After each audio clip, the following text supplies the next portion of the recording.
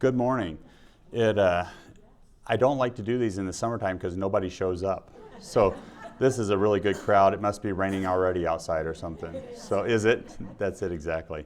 So like Autumn said, we did this in January, and everybody's trying to get healthy in January. So we actually had room for 200 people, and over 200 people showed up. And so we had to start bringing in chairs and all that. And we were filming it, and that's before we had Tristan here to do it professionally. And everybody said, oh, is it going to be up online, and we didn't get it filmed. We didn't turn on the record button. And so that's why we're back here again to do this again. This is a accumulation of probably 20, 30 years of education that I put into this Eat to Restore concept and idea. And probably the biggest issue with this was I was having patients early on as I was going through school, getting my master's, that would just swell up. And we would check their hormones, we'd do all their blood work, and we couldn't figure out why. And so I started doing a project with what's called a DEXA scan. And many women know what a DEXA scan is. You go in to get your bone density done, and they do not use that equipment to its utmost capabilities. When you use a DEXA scan, it can measure how much fluid you have on your body, what that fluid is in, whether it's in fat, whether it's free-flowing fluid, or whether it's inflammation. And so you go get this DEXA scan, and real quickly you know, okay, is this person inflaming? Are they fat? Are they losing fat? Are they gaining fat? But you can see what diet does to them. So when you put in something, we'll say gluten, into somebody who's sensitive to it, all of a sudden they will swell. They'll wake up the next morning and their hands are puffy, their body's puffy. Well, with the DEXA scan, you can see that percentage of swelling and see what affects them. So I decided in my master's to play around with that a little bit and go and give people different diets. We clean up their diet where they are a very strict diet, they start losing weight, and we come in and give them very specific things, and all of a sudden see them swell overnight. And so that's kind of what led me to saying, what's going on here? Why are these people having inflammation from what they're eating? And led to Eat to Restore, and led to me writing a book on it. So first of all, modern day, everybody sues everybody for everything. I'm not giving you medical advice, I'm just giving you education. If you have questions, come see me at the clinic, or go see your medical doctor, and we go from there.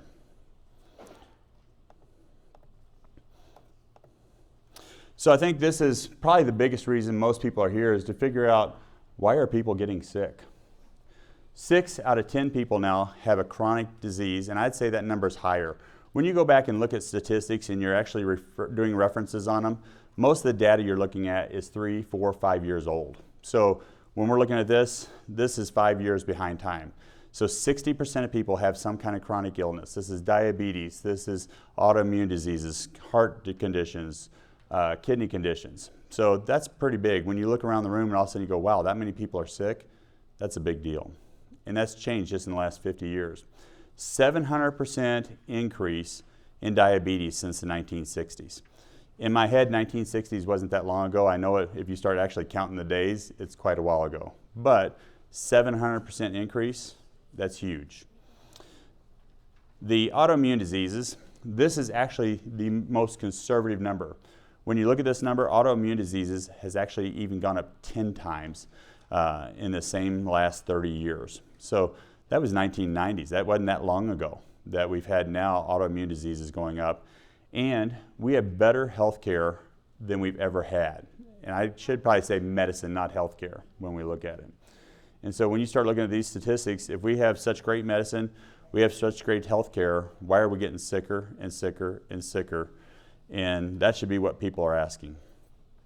So one of the things when we look at it, it's not genetics. We pretty well have the same genetics that our grandparents did, our great-grandparents did. We have the same genes. That's not the issue. It's not bad luck. You know, you can't just say, oh, well, now our luck has changed. We're getting sick because we're unlucky. That's not it. It's not aging. Believe it or not, how old we're becoming now in the United States has dropped by about 2 to 3 years since the last 4 or 5 years. So people are not aging as well as they did in the past. So we're getting sicker, we're not aging as well. And so the biggest thing that's changed in the last 50 years is what you're putting on your plate. That's the biggest deal there. The food industry is probably one of the biggest money makers in our country, that and pharmaceuticals.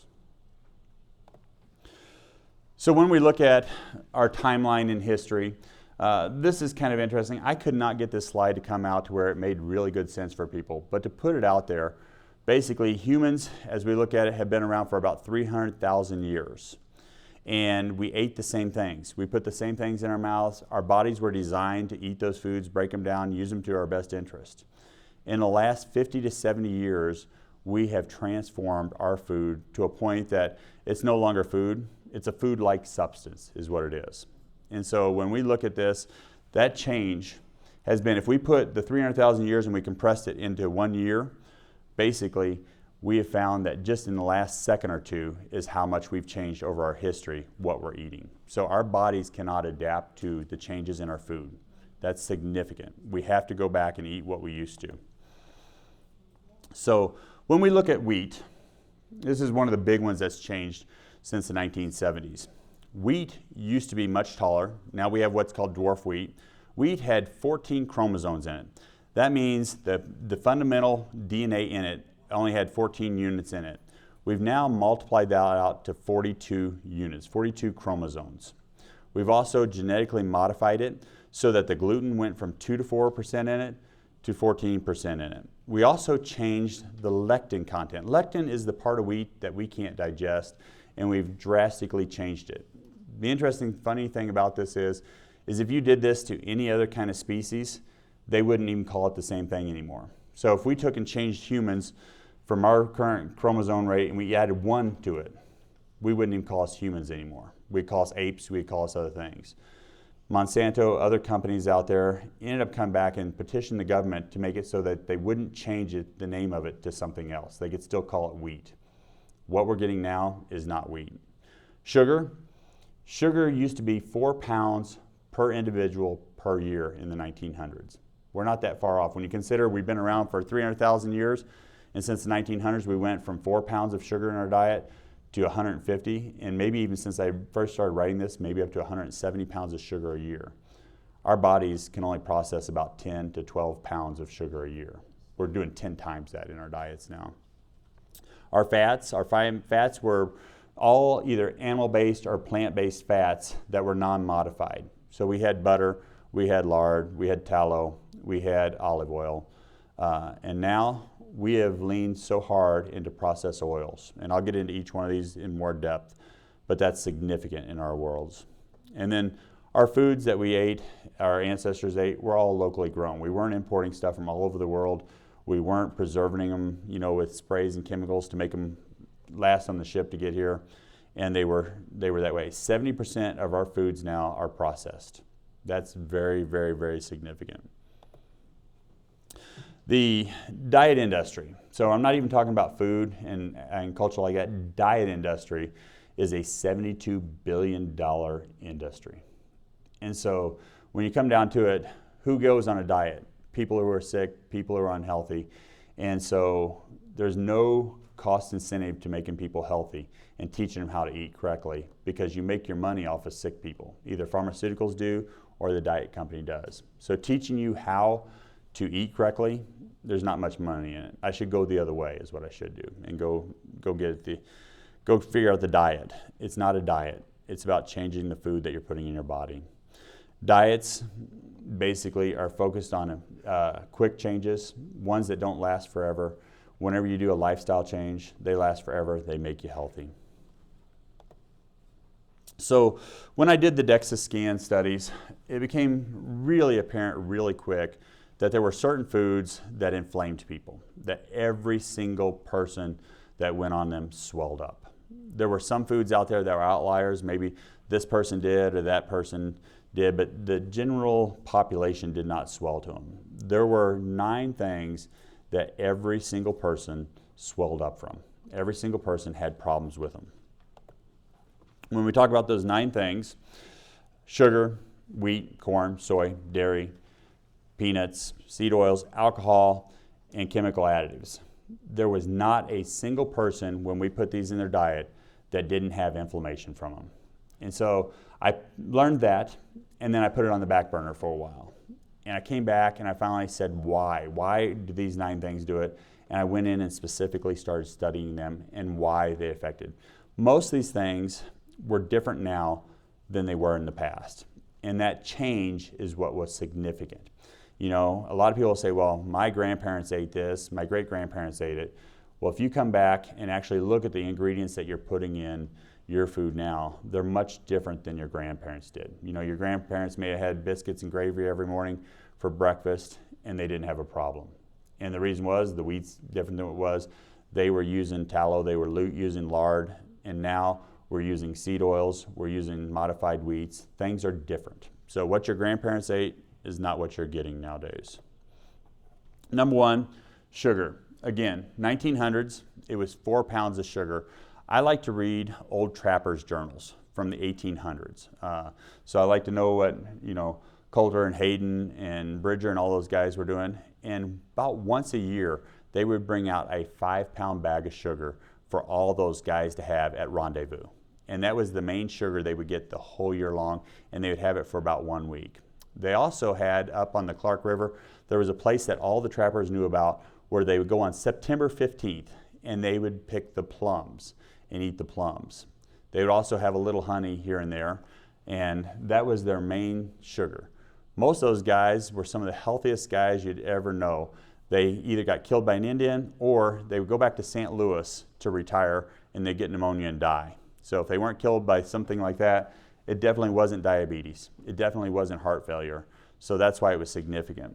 Nowadays, if the average person is getting 150 pounds of sugar, that's incredible. You know, if I'm getting 40 pounds of sugar, I'm well below average, but that means there's somebody out there getting 200, 300 pounds of sugar. And as we look at these young kids getting more monster drinks, putting sugar in all of the things that they have, even in our foods, they're putting sugar in, that number is going extremely fast. And when you're young, you can get away with throwing in some sugar for a little bit, but all of a sudden, you start getting out 30s, 40s, 50s, 60s, your body can't handle it.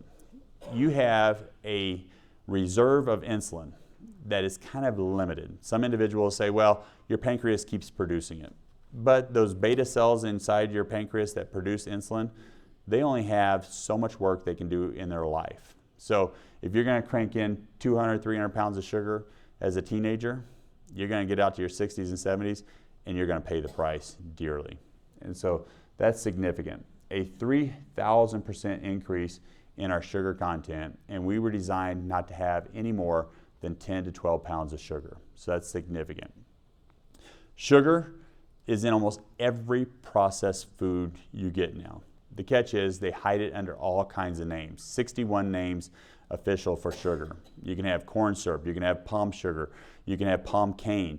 There's all kinds of names when you look at it, and sometimes you'll look and they'll have 3 or 4 different things of sugar in your food, and you just don't know it. So if you're eating processed food, you're most likely, there's 2 things you're getting. You're getting sugar, and you're almost always getting corn. That's 2 things that's almost always in there. Sugar, the problems that sugar causes, so you see that it says glyphosate proteins. This is actually called rusty proteins. You're basically rusting your proteins inside that. So if you're going to go put a bolt in something, you don't go try to find the rustiest bolt you can because it doesn't tend to work as good. It tends to get stuck. Well, when you're looking at proteins, you don't want a rusty protein when you're trying to make muscle, when you're trying to fix problems that have been broken, when you hurt yourself. You want good, clean proteins. So it's damaging those materials. Also, the gut bacteria in our bodies, they're made to eat certain fibers. They're made to break down fibers and pull out sugars. They're not made to be fed sugars. If anybody knows, my parents, they have a little Yorkie dog, and it's the fattest little dog I've ever seen in my life. And it's because they feed it the wrong things. The same thing happens with the bacteria in your gut. If you're feeding those bacteria in your gut 150, 200 pounds of sugar, you're going to feed little fat bacteria that are not going to do what they're supposed to do. And those bacteria are what really sets the stage for your immune system. So that's significant when it comes to it. When you take in sugar, there's a couple things that happens in your immune system. One of them is that your immune system downregulates. So it's supposed to be looking for the bad guys. It's supposed to be, helping the good guys. In this case, it downregulates your immune system. One of the major things that happens whenever you start increasing sugar content is that you start producing more cancerous cells, and you take down the ability to kill those cancers. So that is significant when we're looking at sugar intake. Sugar also is one of the most addictive things on earth. So we talk about people having addictions, you know, to alcohol, to drugs, to pornography and everything. Well, you're in that same boat if you're eating that much sugar and you have to have your ice cream before you go to bed and you have to have this and you have to have that. Take a look at it. You're addicted to it. There's no doubt about it. And then mitochondria. I've done a lot of talks on mitochondria. I've set up different programs for mitochondria. Mitochondria is the little powerhouse inside your cells. They are what makes energy in your body. They come from your mother. So that's one thing. Without that, you wouldn't be around. So your mother gave you one of the most important things to start out your life with was the ability to make energy. Mitochondria are extremely, extremely susceptible to sugar. So as you start throwing in sugar, if you're feeling tired, if you can't do what you could have before, cut back the sugar. You're going to have withdrawals because it's like cocaine. But real quickly, you'll start to know that you feel better. We've had a number of patients that come in that are diabetics, and we start teaching them how to cut back sugar. And the first week or two, it's pretty rough on them. It's just like cutting out alcohol from an alcoholic. And then all of a sudden you get out to week 3 and their lives change. So that's significant. That mitochondria also, a significance to it is when it starts being sick or not healthy, instead of making energy, it sends out a signal called cellular danger response. And that cellular danger response basically shuts down that cell. So nutrition can't get inside of it and information can't get out of it. It's because it thinks it's sick and it doesn't want to contaminate all the other cells. So when you're throwing in sugar, your body's ability to heal drops very rapidly. I never know where to hit that screen at. The next one is wheat. Wheat is no longer what it used to be. I touched on this a little bit, but traditionally wheat, until the last 100 years, wheat was 4 to 5 foot tall. That doesn't work very well when you run it through a combine. There's a lot of stock there, you start having problems, and so we start modifying it to make it shorter. Now, it's 2 feet tall, or even less with some of the dwarf wheats. It had 14 chromosomes. That is like having a recipe. So if you have a recipe to make something, and originally it had 14 ingredients in it, grandma made it and it was really good, and now you go get out the same recipe and it's 42 chromosomes, you can guarantee that's not the same thing it used to be. And that same thing has happened to wheat. The gluten went from 2 to 4% to 12%. Gluten has a very distinct mechanism in the gut. It actually makes the cells in the gut loose, where they don't stick together. So when we talk about cells in the gut, they have what's called a tight junction between them. It's kind of like where they lock into each other like a key and a lock, and they hold each other together. Well, when you start putting in gluten in there, it begins to break those tight junctions where they start to get loose. The significance of that is we start getting something called leaky gut. And I can still remember back when they first started talking about leaky gut, the medical world would say, you know, there is no such thing as leaky gut, no such thing as leaky gut. All of a sudden they start doing studies and they say, oh, well, you know what? There is this permeability problem in the gut. You say, what do you mean? Well, things can get through the gut. So they just changed the verbiage to it. They believe in leaky gut now than they did before. Gluten is a very significant thing that starts causing your gut to leak. What happens when pieces of other food start to get through that gut lining is you start to react to them. Your body thinks it's being invaded by a parasite, by bad bacteria, and now you start getting these food sensitivities that cause problem. And wheat is a very big contributor to that. There's some other problems with wheat too. We're also using chemicals on wheat that we didn't use before. We're even drying out wheat. We're doing things like that. Wheat also has an increase in lectin in it. Lectins are the hard piece of wheat that we don't digest at all. They tend to clog up the inside of our intestines. They tend to make it so that we can't pull in other nutrients. Wheat used to have 5% lectin in it. It now has 65% lectin in it. So we can't digest 65% of that wheat kernel anymore. And I'd say probably almost everybody other than Tristan, he's younger, can remember when you had to keep wheat done tight in a jar so that you didn't get weevils in it.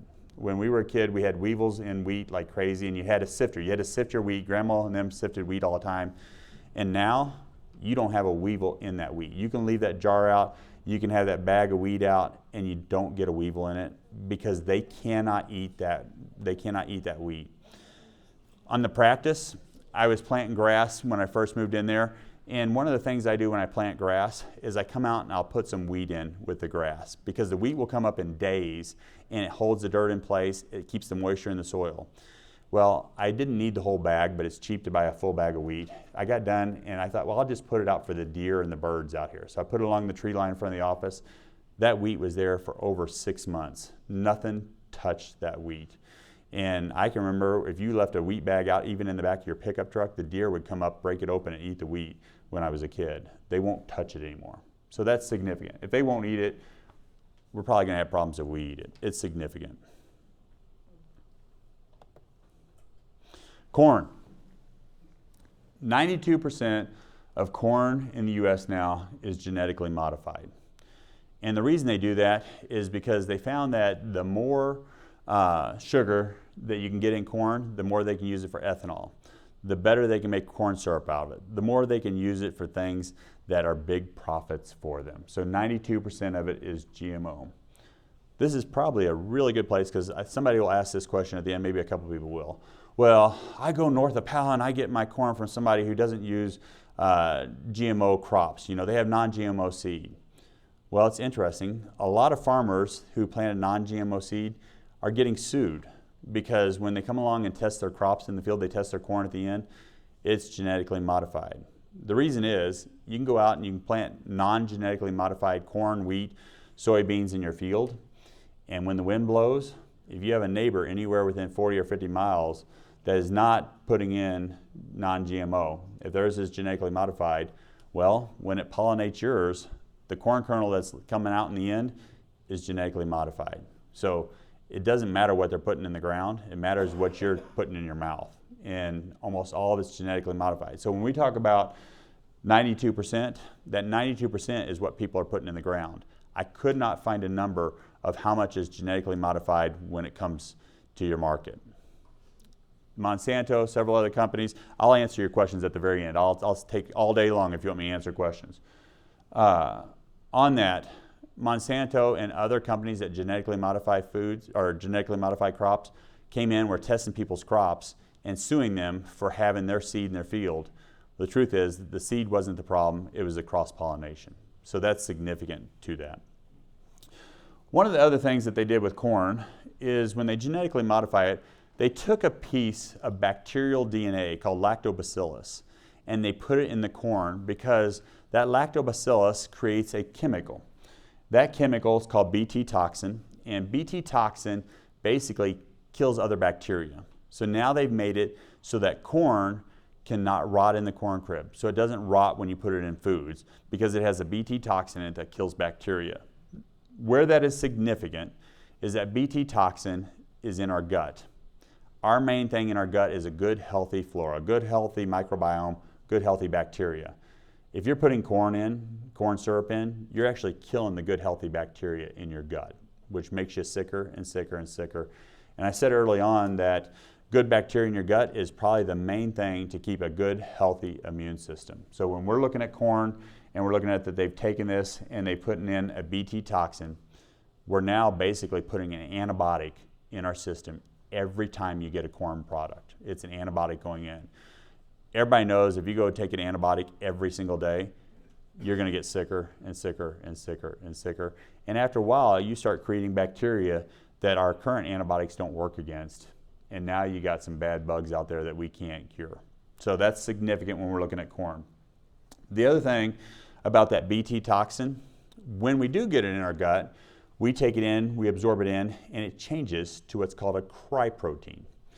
And a cryprotein is significant because it affects that mitochondria again. So when we talked about mitochondria, its main job is to make energy, and its second job is to close down the cells. As soon as you start damaging that mitochondria, you're going to have problems with energy, you're going to have problems with healing. And so corn is not only killing the bacteria in our gut, it's also creating an atmosphere where we can't heal anymore. So that's significant. That Bt toxin also crosses the placental barrier. It also comes out in breast milk. So as we're looking at our babies and we're thinking, okay, I'm eating corn, I'm eating the corn chips when I go to the restaurant, I'm eating corn at home, I'm eating the corn syrup, my candy I have has corn in it, my ice cream has corn syrup in it. Almost everything that has a preservative in it has something made with corn. Even the dyes are made from corn. Well, mama's trying to protect their babies. Corn's a bad idea for you, because that's where they get their whole immune system for the first 3 or 4 years of life, is what you set the stages with. And if you're putting in corn products, you're basically causing problems for your child. This could even be a leading cause of autism if we played it out and went through each step of it and said, okay, here's what it goes down the road. So significant watching what's going on in corn. Corn is hidden in almost every single thing that you eat that is a processed food. High fructose corn syrup, corn starch, corn oil, corn meal, citric acid. You will see citric acid in almost everything that is preserved, that probably in the past we would have seen in the freezer section, or we would have seen canned. Right now it's in a little plastic wrapper. You'll see citric acid on there, and that's coming from corn. Dextrose. Dextrose is a type of sugar. It basically is made from corn syrup. Corn syrup is a processed sugar, and then you process a little more and you get dextrose. Dextrose is basically, I'd call it a super duper sugar is what it is. So you can put dextrose in, you might as well count it as 2 sugars instead of 1, the way it works out. Maltodextrin, modified food starch. Almost always going to be corn. Once in a while it'll be potato, but usually going to be corn there. Xanthium gum. Everybody says, well, I don't eat sugar, I just use xanthium and stuff. Well, you just went from sugar to corn, so it doesn't help you out much there. And it's hidden in thousands of products. So I would say most individuals get corn every day, whether you know it or not. You'd say, no, I don't eat corn. And on that topic too, this is a funny one I always think. I'll talk to people and I'll say, well, do you eat many vegetables? And they'll say, oh yeah, I eat vegetables. And you say, well, what do you eat? Well, I eat cream corn, corn on the cob, corn chips. And I come back and I say, well, you're not eating vegetables, you're eating grain. And so I've even had people come in to see me who say they're vegetarian. And once I ask them what they're eating, you come and find out they're eating corn, and they're eating noodles, they're eating grains. And I'll say, well, you're not a vegetarian, you're a grainitarian. So that's significant when you look at corn. Soy. Soy is in almost everything now. Soy has some really interesting properties that work really good in foods. When soy is dry, it's a powder, and things kind of are able to mix up with it real easy. So in sports drinks, in a manufacturing process, when you're trying to make granola bars, when you're trying to make things that would typically be sticky when you're trying to make them, you throw a little bit of flour in there from soy flour, soy lecithin, and it makes this perfect flour where you can mix up stuff. That's why the industry loves to put soy in things. As soon as you get soy wet, you add a little water to it, it makes the perfect dough. So now it's easy to mix things when it's dry. You can mix up foods. You can spend half the time mixing what you would have had to do before.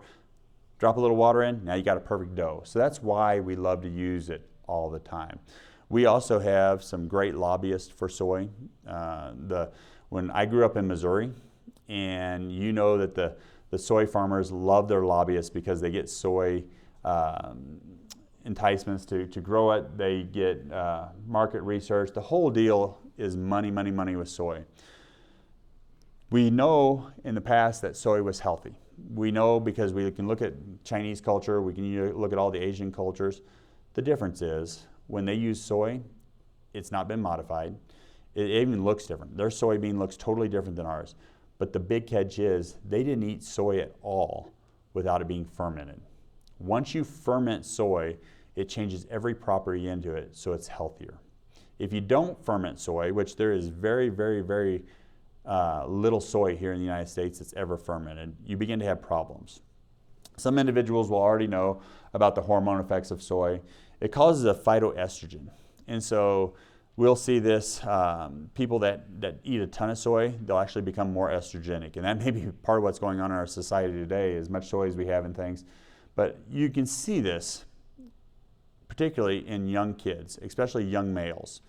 You can have a kid who's in junior high and you can see him out running track, you can see him doing athletics, and he has a six-pack ab, he is built, he's putting on muscles faster than any other kid you've ever seen in your life. And that's because that estrogenic soy is actually giving him enough nutrients, building him up quickly. That same kid, you look at him 4 years later, he's a senior in high school, and now he's starting to get man boobs, he's starting to get love handles, and you see it happening really quick. Soy is one of those leading causes for that. We also look at our fertility rates. Young women right now trying to get pregnant have more infertility problems than ever in history. And you have to have a balance between estrogen and progesterone. We cycle through, estrogen goes up, it basically makes you ovulate, it drops, progesterone goes up. Well, if your estrogen is always high, you get to the point that you're not going through a cycle correctly. You either have menstruation all the time or you don't have it at all, causing infertility problems. So we have a problem hormonal-wise with current soy without having it being fermented. We also have a problem with soy. Soy in our gut blocks the way that you absorb nutrients. So anytime you're looking at maybe a piece of bread that has soy in it, you're looking at something else and they're fortifying it with all those nutrients. Like, well, look, this is great for me. I have all these vitamins in my bread I'm eating. The second you see soy written on there, you might as well say all that's for nothing. It's gumming it up, you don't absorb it. We have more people that are eating more calories, more food than ever in history, and they're more malnourished than ever. It's because of the food they're putting in their body is working against them. When it comes to the thyroid, that lack of nutrients being absorbed is important. Thyroid takes a ton of nutrients, a ton of cofactors to work properly, and it also begins to block iodine. It also blocks selenium, which is important there. So soy is causing probably this pandemic that we're having around the world with people eating American food with all the soy in it, is causing thyroid problems. We also have another problem with that lectins. That lectins that we saw in our wheat, they have also done the same thing to soy. Soy is a lot harder than what it used to be. Animals don't eat it like they used to. The deer love to go into a soybean field, and they used to eat the soybeans off the top. Now they go into the field and they're eating the leaves off the soybeans and not eating the crop itself anymore. So that's significant there. It's hidden, probably the biggest place that you'll see it is in baked goods. You'll see soy flour in it, but also we have soybean oil. It's in a lot of mixed oils. If it says vegetable oil, you're going to have canola oil, you're going to have soy oil in there. It's going to be there because they're the cheapest two to make. It's kind of a byproduct of the whole manufacturing process that now they can make money off of. It's there. Almost all of your modern baked goods have it in it. The scary thing is, it's probably one of the leading ingredients in all of your healthy foods you see out there. When you see a food that says healthy on it, you're going to see that it has soy in it. It's going to be there. When you start looking at sports drinks, when you start looking at any kind of shakes, remember, I said the part with soy that's important is it makes powders really good. And the second you get it wet, it does it. So they put it in a lot of your mixed drinks to keep things from clogging together, sticking together, so that way, whenever you go to put water in, you can have a sports drink. It's also in the vast majority of your power bars, your healthy granola bars. It's one of the leading ingredients in it. So, and then I don't think there's a person in the room going to do this, but it's also in meat alternatives. I give this talk at different places, and so that's a significant one too. Dairy. This is where I think it's kind of interesting. My people now that are in their 70s, I'll even say 80s, that worked and lived on a dairy farm. I come in and I do this slide and they almost want to kill me. Like, my whole family grew up on dairy. We made money on dairy. This is significant. I will say this, dairy is not the same as what it was when I was a kid and many of you were kids. It's not the same. You know, cows back in the day wouldn't produce milk all year long. Now, a cow can produce gallons of milk every day all year long. And that's because we've hybridized them that way. We've changed the food that we've given. We start giving them more, we give them more soy. So we've changed the estrogen content. And cows now are leaning towards producing what's called an alpha casein 1 or A1 casein. In dairy, there are 4 things that make up dairy. You have lactose, and people who are lactose intolerant pretty well know it. Every time they eat dairy, they bloat up a little bit, they have gas, they have that kind of thing. Then there's casein. And so casein is the part that makes dairy thick. When we're looking at cheeses, when we're looking at creams, we're looking at yogurts, that is the casein that thickened that up. And then we have whey.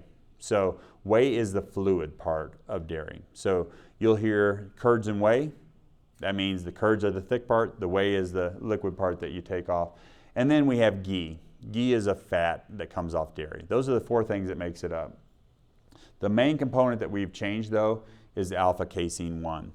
And then this is the point where I'll get this question afterwards or from patients. They'll say, well, I go out and I get my whole milk locally done. I say, are those cows producing milk all year long?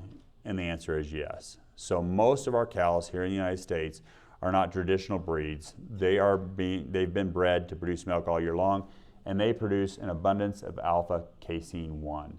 There are a few companies out there starting to change the way milk is made, and they're changing so that they now have a beta casein milk or a type 2 milk that doesn't have the alpha casein 1 in it.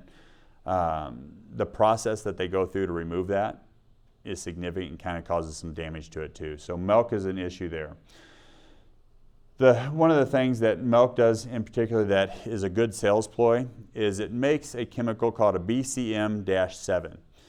It is almost as strong as opioid drugs. So if you want to go out and smoke a opium pipe or poppies, it's almost as strong as this.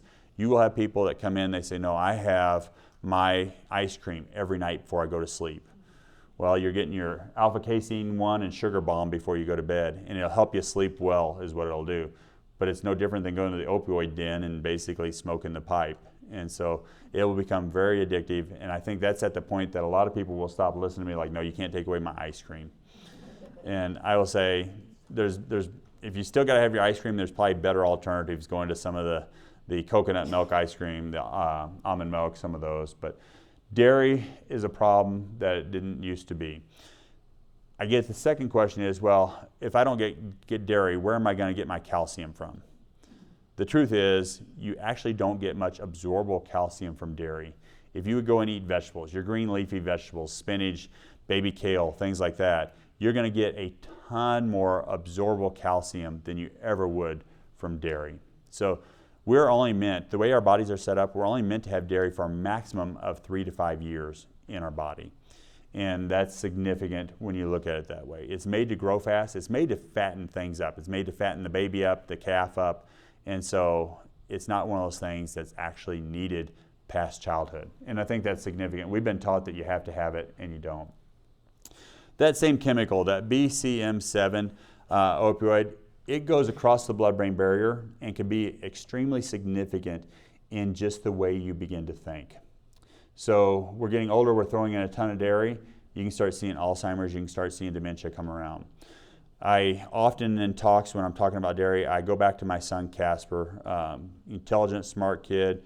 When he was younger and went into kindergarten, we started having problems with him. We thought, well, maybe he was autistic. We got him tested. I said, no, he's just smart. But the problem was he was acting up in school. He would come to school and he would do crazy stuff. I mean, he'd throw a book across the room, get up and write on the chalkboard, stand on his desk and everything.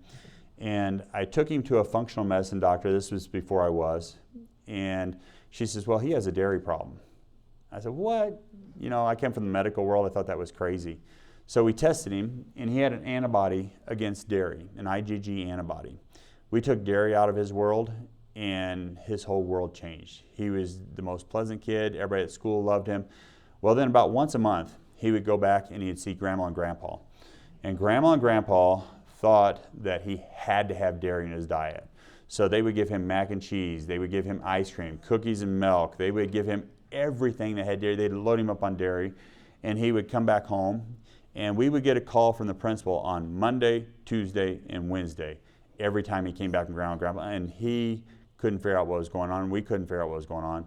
And I can still remember the day that he came home, he got in trouble 3 days in a row, and I told him, if you do that, he had a little iPad type of electronic device, and I said, it's going away if we have one more call from the principal. And so I took him out to the trash can, I took out a hammer out there with me, and I can still remember I took it to the trash can and busted it in half, threw it in the trash can, and he stopped breathing. I thought he was going to fall over dead. And finally he says, Dad, I would stop, I don't know how to, and it broke my heart. And so I started looking, I thought, every time this happens, he goes and sees Grandma and Grandpa. So, I called Grandma and Grandpa, I said, no, he's not getting any dairy, there's no problems here. And so I asked him about it, and he says, well, they told me not to say. And so we came back in, and we made a plan. And the plan was, next time he went to see Grandma and Grandpa, that we were going to ask them to come up and stay with us. And so they came up, they stayed with us for the 3 days, and when the principal called, we sent Grandma and Grandpa to the principal's office. And all of a sudden they came in on the second or third day, and they said, we don't know what's the matter. I said, well, this only happens when he gets dairy. And we never had a problem again. Back about 6 months ago, 9 months ago, my son came in, and he's a happy-go-lucky guy. He comes into the house, and he just kind of walks in sheepishly and just kind of goes to his room. I call him up. I said, what's going on? He goes, nothing. I said, you didn't take your lunch on Wednesday. What'd you do? He goes, well, I went to Dairy Queen. And I said, did you eat ice cream? He goes, well, my friend bought me an ice cream cone, and I thought I better eat it. And you could tell that he just wasn't the same kid when he got dairy. So that crossing the blood-brain barrier is significant. And I think a lot of times when we're seeing depression and anxiety in kids, it may not be dairy, but a lot of times it's what they're putting in their mouth. So I think that's significant. The other thing, too, additional concerns. Dairy causes a problem with an insulin-specific protein in our body. So when we start putting a lot of dairy in, we start messing up our insulin in our body, and it's linked to increasing our blood sugar and linked to cancer. So dairy, overconsumption of dairy, can definitely lead to more cancer in individuals. So those people who are going home, having their milk every day, having their ice cream every day, chances of cancer do go up significantly. Peanuts. When I was a kid, you go to school and everybody took peanut butter and jelly. Nobody had a problem. I can't tell you of a single kid in my school that had a peanut allergy. The kids now cannot take anything with peanuts on it on the bus. They can't take it to school. Multiple kids, up to 8 to 12 kids, even in a classroom, can have a peanut sensitivity now. And there's some problems with peanuts that we didn't have as kids that are there now. Significant problems. Number one is the way they're processing peanuts, the way peanuts are grown. Peanuts are very, very susceptible to mold. And whenever that mold gets in the soil and we plant peanuts in the same field over and over and over again, we begin to get aflatoxin. Aflatoxin is a toxic chemical that mold grows. When we looked at it, they found this in almost 50% of the products out there, they found this aflatoxin. So that means if you go and buy peanut butter twice, likely you're getting aflatoxins, at least in one of those. Aflatoxins cross the blood-brain barrier. They begin to cause some Alzheimer's situations. They begin to cause some memory problems. But more than that, it begins to set off the immune system. The immune system begins looking for what the problem is and is looking for the enemy. And we start throwing anaphylactic shock to peanuts. We start throwing other food sensitivities. We start getting allergies that we didn't have. When we look back, maybe Grandma and Grandpa had a few allergies for a week or so. We had people walking around with allergies all year long now. And peanuts can be significant. Peanuts are also found in a lot of things too. When you go in, anytime they want to enrich the flavor in things, they tend to put peanut oil in, or they put peanut butter in, dried peanut flour. So that's significant there. These aflatoxins not only make us have an immune system that reacts to things in an overabundance, but also they cause cancers. Gliomas, some of the other cancers that we see, especially going on in the brain cancers and things, weren't there much when we were kids. Some people say, well, we just didn't know they were there. We didn't find them. Well, they're there now, and part of it is because of these aflatoxins. Additionally, most of your peanuts, whenever you make peanut butter nowadays, we're throwing in seed oils in it. If you look at most of your peanut butter, you'll find that there's canola oil in it. There's also can be soybean oil, or they'll just say vegetable oil in it. What's significant about that, when you put an oil in and you whip it with aflatoxin, you basically put a little film of oil around that aflatoxin, which then makes it into what's called a liposome. And liposomes can go any place in your body easily. They basically just soak right into the cells, they soak right in your brain, they soak right into your fat tissues.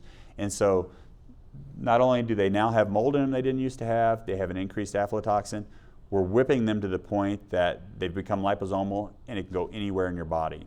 That's why we're having problems with peanuts. Peanuts are not nuts. Peanuts are actually a type of legume. They're actually a type of bean, very similar to a soybean if you look at it from that standpoint, and have some of the properties of soybean. So that is why peanuts are number 6 on the list.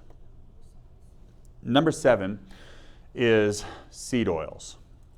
We were sold a line of goods when we were told how good seed oils were, and there's a whole lecture online that I've done. If you go on YouTube, go through our Legacy Clinic go to videos, there's a whole lecture on seed oils. But seed oils were not around until Crisco came out. And Crisco was very interesting. Crisco was one of those things where cotton farmers would have all the seeds left over whenever they take it through the cotton gin. And cottonseed is extremely toxic. If it gets in the water system, it ruins the water system. If cattle eat it, they die. If you get it, you die. And so they decided to try to find something to do with it. And so Procter & Gamble started using it first for industrial lubrication. They could come in industrial times, they could make it into a grease or an oil, and they could pack it on their machinery, and it worked perfect.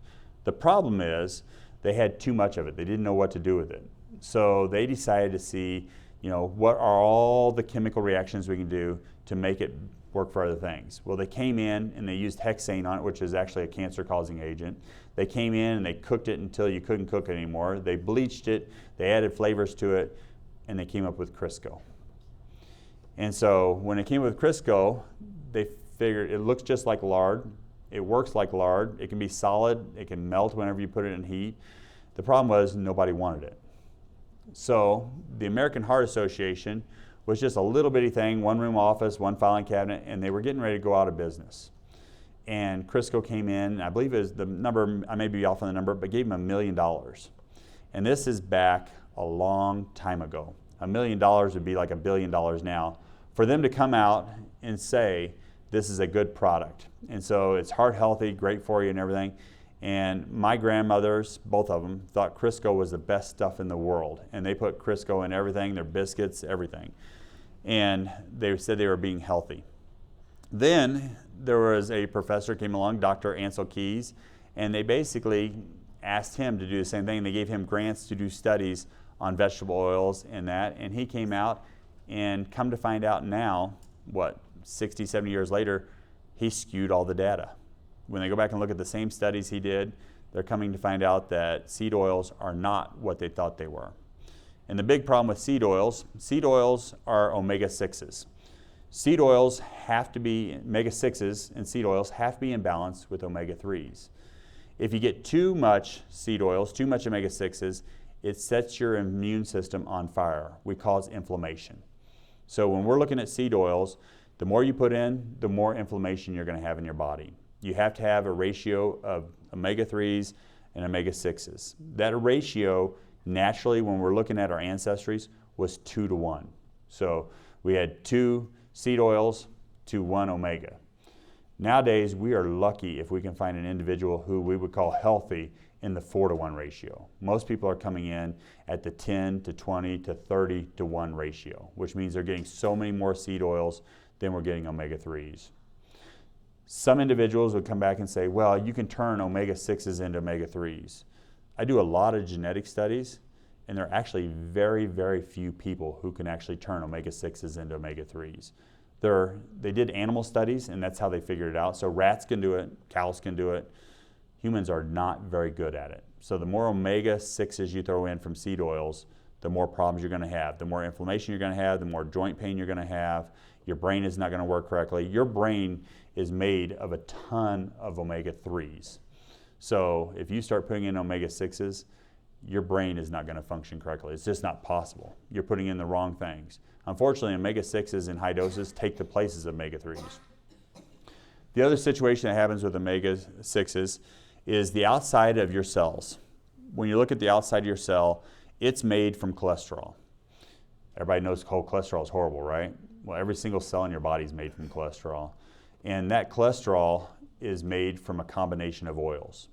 It likes to be at a ratio of 2 to 4 to 1 on the omega-6s to omega-3s. So when you get in too many vegetable oils, you are not even having healthy cells anymore. Your chance of cancer go up, chance of having a leaky gut goes up, chance of having a blood-brain barrier that's compromised goes up. So the significance of seed oils is just incredible. If you don't take care of getting seed oils out of your diet, we're going to have more and more problems. And every year, we're getting more seed oils in. Again, it's kind of like sugar. They're calling it by 1,000 different names, and you don't even know it. They call it by vegetable oil. They may just say oil. If you see a processed food, I can guarantee you they're not putting tallow in. I can guarantee you they're not putting in lard in it. they're putting in a seed oil if it says oil in it. So that's significant. Oh, the next one, I'm probably going to get in trouble with the next one. Alcohol. So alcohol, I didn't have alcohol in my world until I was 40 or so. Until I had kids. That's what did the difference there. So I started, okay. But alcohol, it's a class 1 carcinogen equal to smoking. And so it makes big money in the United States, and a lot of individuals are having large amounts of alcohol a day. I would say there are more alcoholics than anybody would go out and see. I know when I was coming up through my education, whenever they teach you to do interviews with patients, they used to say early on, back in the 90s, they would say if a patient says they have 1 drink a week, you'd basically say no, they have 2 or 3. And then it got to be where if a patient says they're having 2 or 3 drinks a week, you know they're having it every night. And if they say they're having 1 drink a week or 1 drink a day, you want to bump that up to 4 now. So that number keeps going up because more people are alcoholics than you'd ever consider. Alcohol, there was some great studies done probably about 20 years ago saying, well, alcohol doesn't increase your blood sugar. That study is so skewed that you can't even believe it. Alcohol, it goes into your body and it goes straight into your bloodstream, usually right at the top of your stomach, right in the esophagus. It'll actually absorb there into your stomach. It gets in what's called the hepatic portal vein, and it goes straight into your liver. The liver will process a lot of it right off the bat. It actually turns it into fat. The alcohol sugars, it turns them into fat. So that's why we get people with alcoholism, they'll have a fatty liver is one of the first signs of it.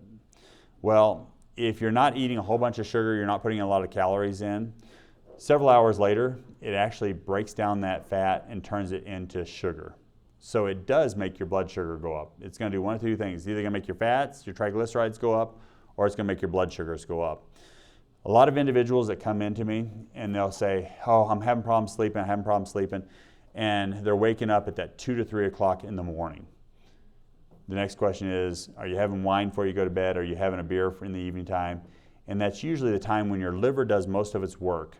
And if you're putting alcohol in, your liver is going to have a lot of work to do at that time of night, breaking down that fat, turning it back to sugar. And so if you're drinking, you're waking up that time of night, cut out the alcohol and see if it makes a difference. Alcohol is toxic to our brain. It is toxic to our liver. It's toxic to our cells. Again, you see mitochondria show up in there. Our little powerhouses that also control our immune system and control our inflammation, it damages it. Any of it that makes it past your stomach, that gets to your gut, it changes the way the bacteria function in your gut. Whenever you're in a lab and you're trying to figure out what kind of bacteria people have, you'll hear maybe sometimes people get a urinalysis and it gets a culture, or they'll culture different things in your body. Some of the things we do is we put alcohol on that petri dish to see how those bacteria respond. It tells us which kind of bacteria it is. There are certain bacteria in your gut that love alcohols. They'll grow rapidly on them. Unfortunately, those are not the bacteria that you want to have growing in your gut. So the more alcohol you put in, the more the bad bacteria grow, the more they begin to damage that gut lining. So when we're talking about SIBO, we're talking about diverticulitis, we're talking about ulcers, one of the best things you can do is cut out the alcohol. The liver. Our liver has about 800 jobs. A good chunk of them have to do with their immune system. A good chunk of them have to do with breaking down food particles after they're in the bloodstream. And then the other one is to get rid of toxins. When we talk about alcohol, alcohol becomes acetylaldehyde. Well, you got me there. I can't remember how to pronounce it. But anyway, it's a major chemical that can become formaldehyde. And whenever you're putting alcohol in, you're basically producing chemicals that your body can't break down. And your liver is going to stop all other things to try to take care of it. And so you've stopped your ability to detoxify any other chemicals. If you're getting Roundup, if you're getting pesticides, if you're getting paint fumes, if you're getting diesel fumes, if you're getting cleaning fumes out of a house, your body can no longer process those. So your chances of cancer start going up. Your body's ability to heal goes down. So that's significant there. This is one I added in because people ask this question all the time. Well, red wine is good for you.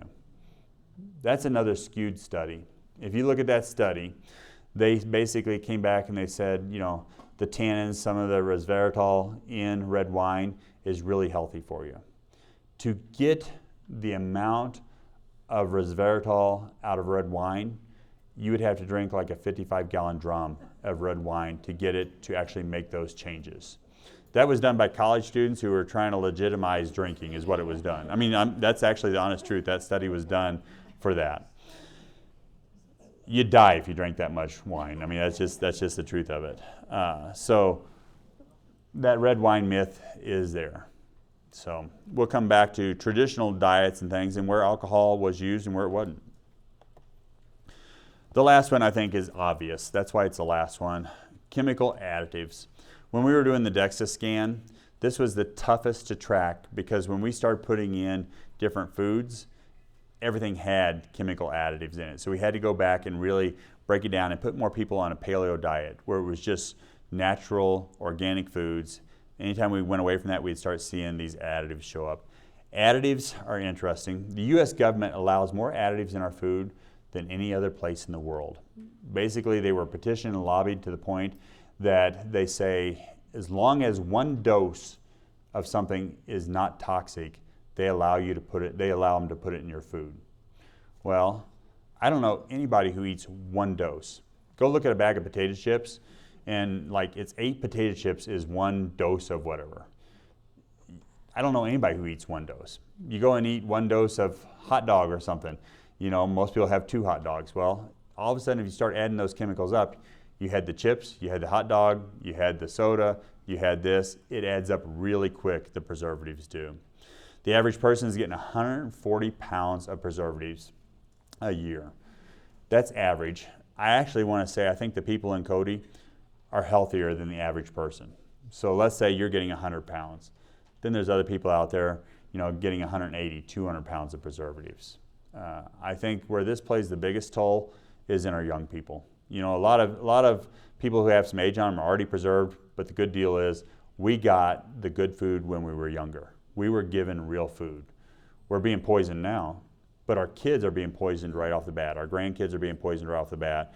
And so if we're putting in 100 pounds, they're putting in 200 pounds, things don't look good for them. On that dose toxicity, it adds up across the board of maybe one meal, but you do it again the next day. Well, when we talk about preservatives, the whole reason for preservatives is to keep food longer. What are we keeping food from? We're keeping them from rotting. We're keeping bad bacteria from getting in the food. Again, when you're putting in preservatives, you're putting in an antibiotic in your body, is what you're doing. Now, some of these antibiotics are carcinogens. Some of them are just killing out the bad bacteria, but there's not a one of them that's good for you. So, what happens if you take out all these toxic 9? Some people say, I'm going to starve to death. That's what you'd think. It's not true. It's not true. There are places in the world called blue zones. And there are 7 blue zones in general. They're actually dropping down to possibly 5 here. But these blue zones are cultures that eat traditionally. They eat the things that they grow. They eat the things that were natural in the environment. And those blue zones are the healthiest places in the world. A lot of individuals in the blue zones live in their 90s and 100s, and they are functioning until the day they pass away. They're up doing things, they're working in the fields, they're doing their crafts, they're taking care of the families, and that's not happening here in the United States. We have, our life expectancy was 78 years old, now it's dropped to 76, I believe is what it is, and our functioning individuals, most individuals now are not functioning much past 60 years old and doing labor type jobs. Most of them have stopped being able to even do it. The people in the blue zones are doing labor type jobs up in their 90s or even up into their hundreds. So you can tell a difference in what they're putting in their bodies. It's significant. The other catch is that these individuals we find in their communities, when you pull the young kids out and you put them out in other cultures, they very quickly lose their health. Their life expectancy drops, the obesity rates go up, diabetic rates go up. So it tells us it's not a genetic thing, that these communities are having the best genetics and the rest of us are just unlucky, it directly ties to what they're putting in their bodies. So that's significant there. The blue zones, they're not starving to death. They're finding food to eat. They're eating the way we should eat. So when you look at it, the only difference is these blue zones is they've taken out the toxic 9. They get more of their calories from plant than other communities do, 90 to 95%. That's the statistic they gave me. When I look at their meal, it's probably not quite that high. It's probably more of 75, 80%, but the data says that it's 90 to 95%. I think it's probably skewed a little bit. So I think we can come back and say they're probably getting a little more meat in their community than that. Most of them have beans every day in their diet. The interesting thing is, if you put beans in your diet here in the United States, what do you have? You get tummy ache, you get gas, you get problems. Part of the reason is most of our beans are modified here. Our kidney beans are soy, things like that. They're modified, and so our bodies can't break them down, so our bacteria have to. So now we've just fed a whole bunch of pigs in our gut that are producing gas and everything. So that's partially due to genetically modified things. But beans is where they get their protein, where they're getting a lot of their energy from. They eat whole unprocessed grains. So we're looking at oatmeal, we're looking at brown rice, we're looking at the beans. They're not in there chopping them up, adding in xylitol, they're not adding in preservatives, they're eating the real deal. So that's significant. They get 5 to 10 servings of vegetables a day, so eating a lot of plant matter. They eat nuts. They get nuts in every day in their diet. And I'm a fellow in acupuncture and Oriental medicine from the chiropractic side. And interesting enough, when you look at Asian culture, they believe that nuts are one of the most important things for your brain. And when you go back and look at it, nuts have the right amount of omega-3s, omega-6s to actually help you heal and also create brain material. So that's significant in there. Meats are a condiment, not the main dish. So if we have some ranchers here, sorry to say that, but it's in their cultures, they actually put meat as a side. So the vegetables are actually the main course, and they have meat in there kind of almost as a dessert, and that's significant there. They do not use any processed oils. Everything is olive oils, it's tallow, it's lard, it's what they find in nature to create their oils. That's significant there. So what they don't eat, they eat very minimal sugar. So we go back, I always think of the guys in the trapping journals and everything. They're eating the honey when they get it. They're eating the natural fruits when they're ripe and they're eating it, but they're not adding any extra sugar or anything. They're not growing fields of sugar beets and sugar cane to do that with. They get no modern wheat. Wheat is not grown in most of your healthy places. It's grown in certain areas in Europe, Ukraine, Russia. It's grown here in the United States. It's grown some in South America. But you find communities that lean heavy towards wheat tend to have more obesity than others. There is a difference in wheats. Individuals that still grow traditional wheats and use them are healthier than others. So we look at people who go over to Italy and they're like, I felt great. I got some activity, I ate their pasta, I didn't have any problems. Go to the rest of the world and eat wheat and you have a problem. It's because they're more traditionally grown wheats there. Dairy, most of these places, they're trying to raise their cows, they're trying to raise their livestock, and they wouldn't dare take away the milk from the baby because they're trying to just get the baby to survive. And so here we're pulling the milk away because we have alpha casein 1. We can grow it all year. We don't care about the calf. We'll take care of them. We'll give them synthetic dairy to help the calf grow along. We're going to eat the milk. That's what we do here. They have 0 seed oils, 0 processed foods, 0 chemicals. That's why they're healthy. Now, let's see what the next slide is here. Probably most of you are going to want to know eventually, what am I going to eat? I'm going to starve to death. Don't leave now. Wait until the end. So this is something over the last year or two I have been working really hard on. I have a book going to come out in the fall called Axis of Healing that really dives into why people are sick beyond the food. Like what's going on in our body, what's the problems here. And number one, your mitochondria, I said they are basically the powerhouse in your body, but they also come back and they set our immune system. They decide whether our body's under attack or not under attack. Well, we've seen that corn and many of the things in here are attacking our mitochondria and causing a problem. The problem is when your mitochondria are not working right, we have a situation where our immune system begins to get inflamed. 70% of our immune system sits around the gut. What you put in your gut changes that whole immune system, whether you're going to react to things in the environment, whether you're going to react to stress. And so that immune system is extremely important. And then your lymphatic system. I've done talks on each one of these. They're out there online. But your lymphatic system is the redheaded stepchild of systems in your body. Almost nobody knows about it. Almost nobody works on it. If you go to your medical doctor right now and you say, okay, what do I need to do about my lymphatic system? They either wouldn't have an answer or they would put you on a diuretic. And that diuretic actually makes you pee more, and it may take fluid off your body, but it actually makes the lymphatic system thicker. And that lymphatic system is the part in your body that is kind of like if you had a castle and you had the guards up on the turret watching what was happening. That's what the lymph nodes are in your lymphatic system. So stuff goes into your lymphatic system, it passes through the lymph node, the guards are inspecting it, yep, you're good, go on. TSA, the airport would be a great example too. Yep, go on, you're good, okay. And then all of a sudden they'll stop a bad guy. Well, when you gum up that lymphatic system, it would be like you basically sending a mob through TSA. They cannot monitor what's going on. And all of a sudden you get cancers, you get sick, you have all kinds of problems. So those three things, the mitochondrial, immune, lymphatic access, that triad of them is extremely important. And that's where your body's under attack when you're putting in bad foods. I'm going to be doing a lot more things with this in the future too. I'm actually giving a presentation next week out in Idaho to a group of doctors and pharmacists about plans to come in and try to help people get this system working again. So these things break, all toxic 9 break down this myelin system.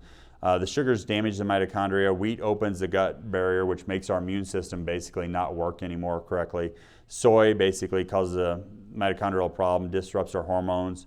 Dairy creates immune confusion. That's really what was going on with my son Casper. His immune system gets confused when he eats dairy.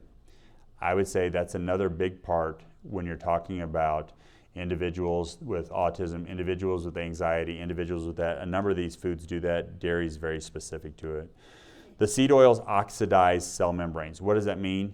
Seed oils basically make cell membranes where they can't keep the bad guy out and let the good guys in. So basically they rust and they become where they don't work right. So seed oils will age you pretty quick. Probably one of the leading causes for dementia and Alzheimer's now is overabundance of seed oils. You think about when we were kids, maybe you had great-grandma got older and had some dementia and stuff, but we didn't talk about Alzheimer's. We didn't talk about it in the rates that we're looking at now. We're talking about people having it now in their 40s and 50s. It was a nursing home situation back when we were kids. It wasn't your average everyday conversation. And it didn't accelerate like it was now. You'll have people in your 50s that get Alzheimer's, and within years, it's a devastating effect. So that's significant when we talk about it. And then the additives, our immune systems can't handle it. Basically, we are killing out good bacteria. That's significant there. The catch is, too, when we look at that triad, the myelin axis here, or the myelin triad, once you have a problem with mitochondria, you're going to have a problem with your immune system. Once you have a problem with your immune system, you're going to have a problem with your lymphatic system. But if you have a problem with any one of them, it just perpetuates and goes around and around in circles, becoming a bigger problem. And we can see it's accelerating in our health. Okay, here's the important part. Glad you didn't leave. What are we going to eat? There are healthy proteins out here. So eggs are good. And I say the healthier you can keep your chickens, the better off you are. But eating eggs is a complete protein-rich thing. Eggs are very good for you. Fish.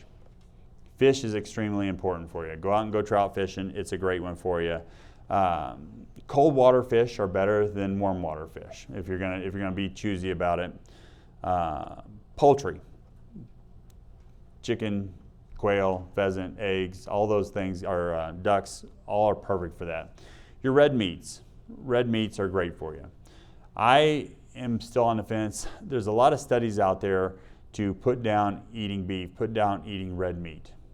And my opinion is that most of those studies are skewed because, first of all, there's lobbyists trying to get rid of animal production, that kind of stuff. So a lot of them are skewed. But also, when they cooked their meat, they were charring it. They were overcooking it.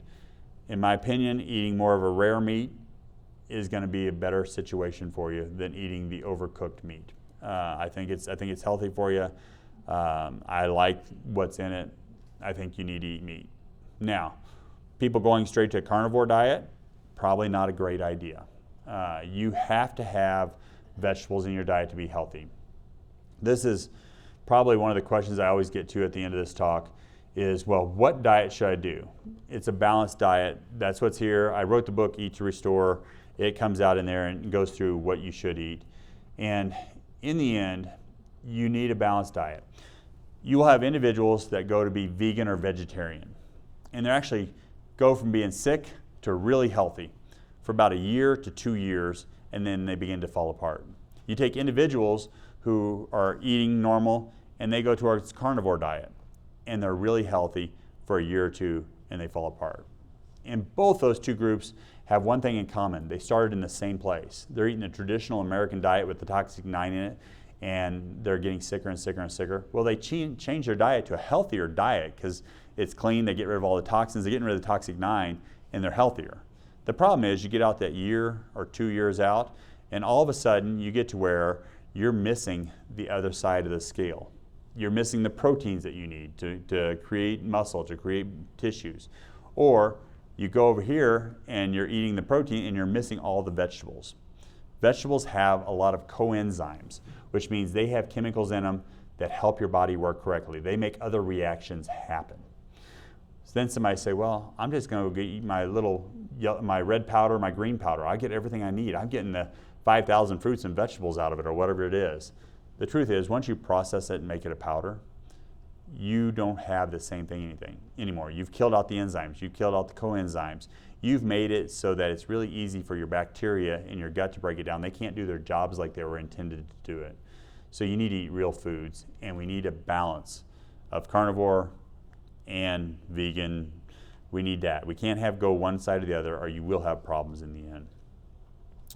We also have nuts. I didn't say peanuts, I said not peanuts. I only listed almonds, walnuts, cashews, pecans, and there will be somebody that says, well, what about macadamia nuts, cashew nuts? Yes, if it's coming off a tree, coconuts, those are things that are good for you. The fats in them are good for you. They're healthy for you. Quality matters.